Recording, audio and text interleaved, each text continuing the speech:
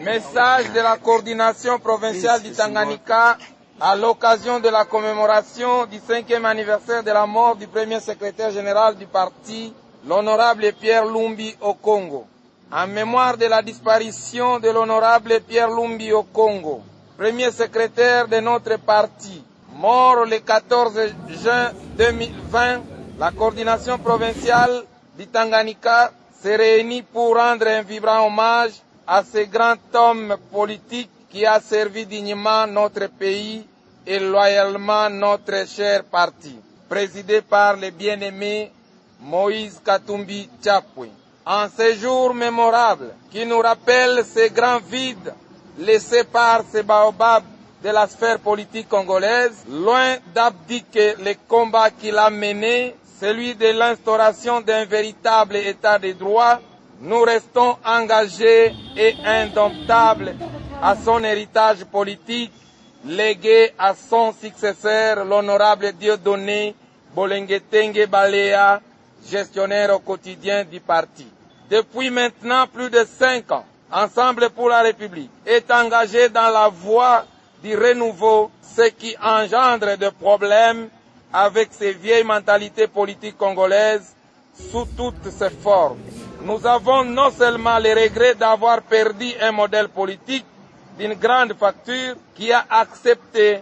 de s'unir ensemble avec d'autres leaders pour faire confiance à leurs frères qu'ils ont estimés être porteurs d'une vision de rupture. Le bien-aimé Moïse Katumbi Tchapwe, surnommé Tunachoka Mateso, né à Bukavu le 11 mars 1950 et mort à Kinshasa le 14 juin 2020 sous la pandémie du Covid-19 et siégeant à la Chambre haute du Parlement congolais, l'honorable sénateur du Sud Kivu, Pierre Lumbi Okongo, était un véritable patriote socio-libéral, un fin stratège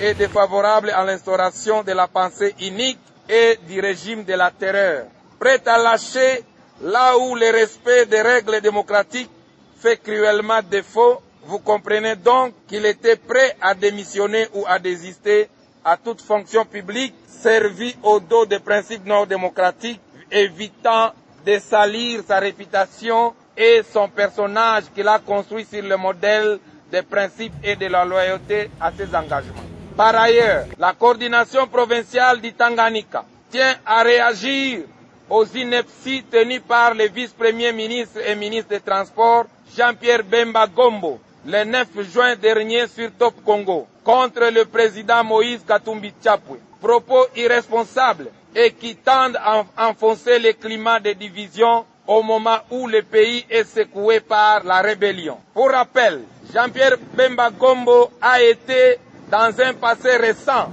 chef rebelle avec son quartier général à Badolite, et sa rébellion a endeuillé les familles congolaises dans la Grande Orientale et à Kinshasa, comme le confirme dans le message lancé par le secrétaire général de notre parti, le passage biblique de Jean 8, verset 44b, qui dit, je cite, « Il a été meurtrier dès le commencement et il ne se tient pas dans la vérité parce qu'il n'y a pas de vérité en lui. » Vous allez compléter le verset. La pitoyable et honteuse prestation de Jean-Pierre Bemba Gombo sur Top Congo, ministre des embouteillages et des naufrages, qui a promis à la République l'achat de 60 avions neufs dans le budget exercice 2025, montre à suffisance qu'il pense à son propre positionnement et à chercher un poste ministériel dans le gouvernement et s'y maintenir le plus longtemps possible.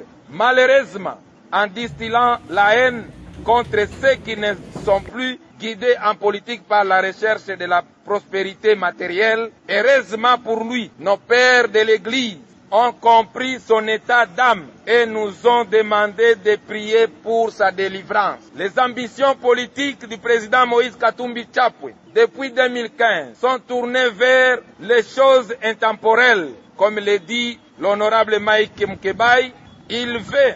et il va diriger la République démocratique du Congo pour laisser sa marque dans l'histoire de ce grand et beau pays. Et pour y arriver, La rébellion n'a jamais été dans ses pensées, il y arrivera par les voies